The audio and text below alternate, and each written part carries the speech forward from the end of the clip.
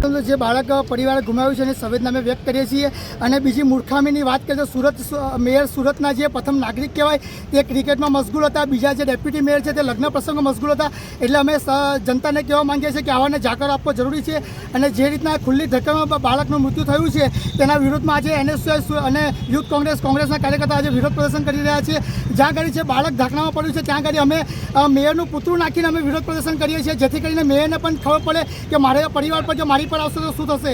પરંતુ તબેલામાંથી ઘોડા છૂટી ગયા અને પછી સત્તાધીશો નોટિસને કામ કરી રહ્યા હોય એવું લાગે છે કે માત્ર ખાલી દેખાવા પૂરતું છે અને પોલીસને હાથો બનાવીને પોલીસને આજે અમારી આગળ કરી રહ્યા છે.